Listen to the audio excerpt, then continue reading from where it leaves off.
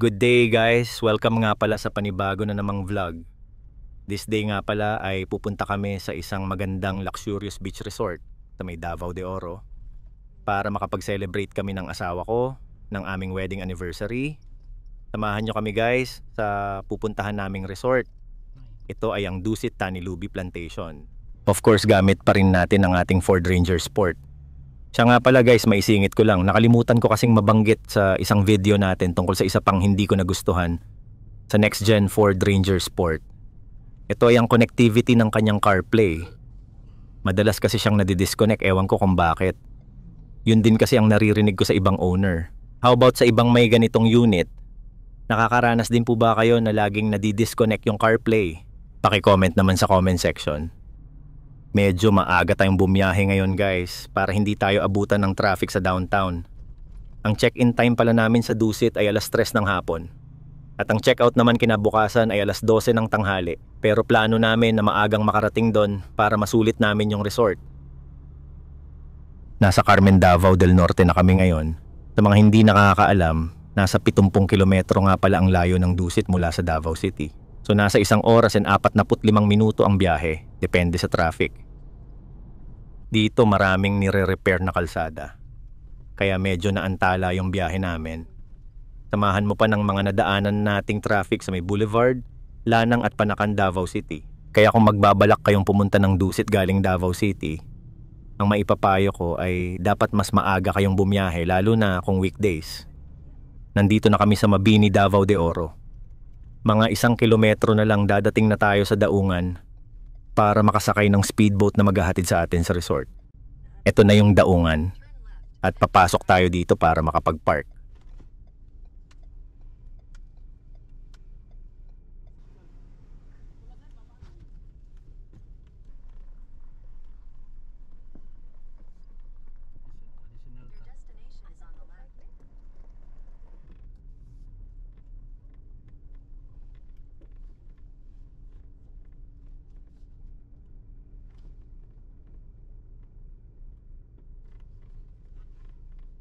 At iiwan muna natin pansamantala si Ranger dito.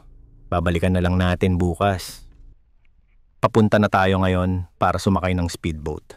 Actually dito palang ramdam ko na talaga yung luxurious vibes. At kahit daungan lamang ito pero maganda ang view at maganda ang dagat. Kaya mukhang magiging sulit yung binayaran natin guys. Dahil weekdays ngayon, medyo madalang yung mga bisita sa resort. At ngayon kami lang talaga ng asawa ko ang ihahatid nila sa resort. Ganito nila pinapahalagahan ang mga bisita nila. Hindi na nila pinaghihintay bago dalhin sa resort. Sa loob lang ng mahigit 1 minuto guys, narating na namin ang Dusit Tanilubi Plantation. At talagang napaka-accommodating ng kanilang mga staff. Ang resort na ito pala ay may sukat na 87 hektarya na isang isla dito sa Mabini, Davao de Oro. Kilalaan ang Marangyang Island Resort na ito dahil sa napakagandang baybayin, mga nakapaligid na taniman ng nyog at pagiging kanlungan ng mga pawikan. Ngayon ay sinasabayan kami ng mga crew para ihatid doon sa kanilang lobby.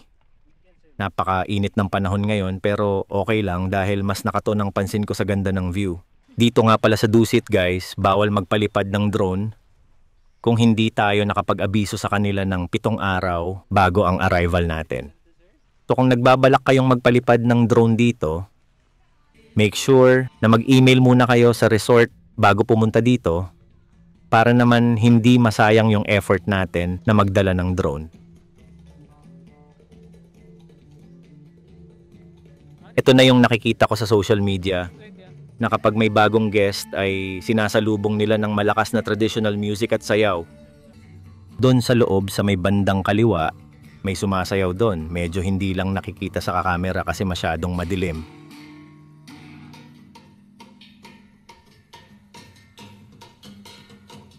Ito naman yung papuntang lobby at papasok kami ngayon.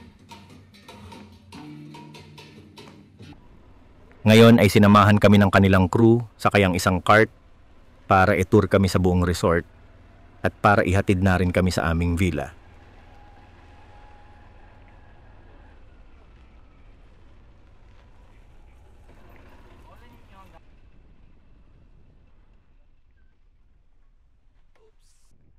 Ito yung nabook namin, ang 1 bedroom king size bed with pool.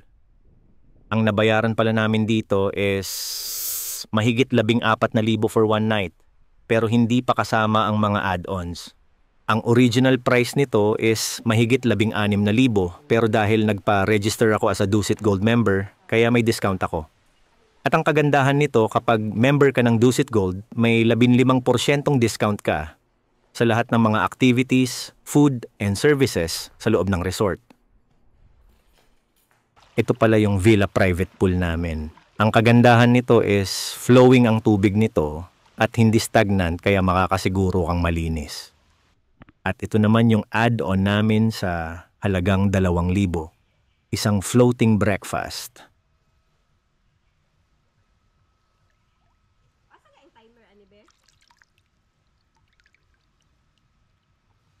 Kain tayo, guys.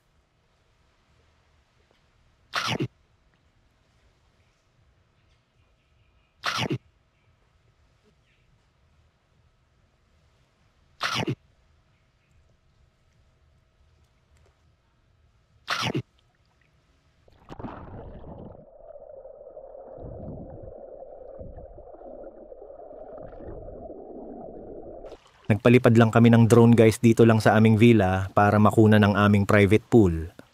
Mababa lang din naman yung lipad ng drone.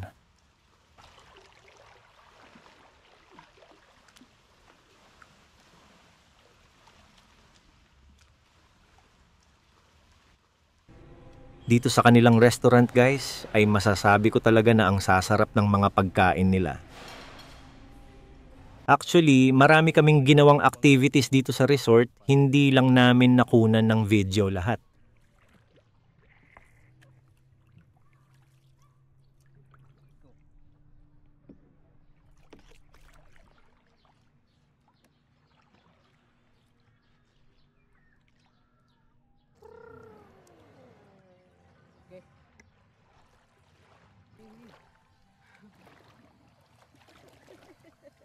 So nakapag-checkout na tayo, guys, at sasakay ulit tayo ng speedboat para makauwi. Ang nagastos pala natin, guys, kasama na lahat ng activities and foods is almost 19,000. Ang maganda dito sa Dusit, guys, is marami silang complimentary. Like foot spa, kayaking, mga cakes, at iba pa.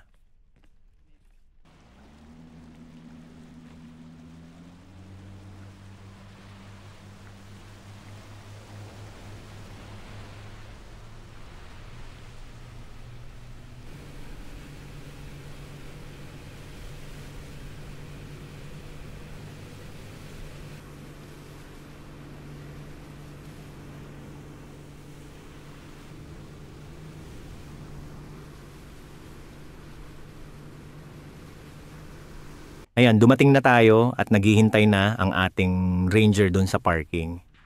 Ang masasabi ko talaga, guys, is worth it talaga ang aming vacation sa Dusit Tani Lubi Plantation.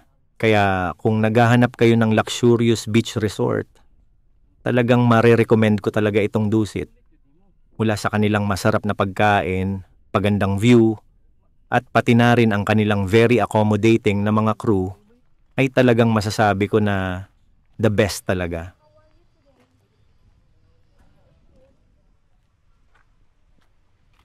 So uuwi na tayo, guys. Kung umabot kayo dito sa dulo ng video, ay maraming salamat po. Sana abangan nyo pa ang susunod nating mga video. Dadalhin natin itong Ranger Sport natin sa iba't ibang lugar dito sa Mindanao. Please like and share this video at mag-comment na rin kung anong lugar dito sa Mindanao ang gusto nyong puntahan natin.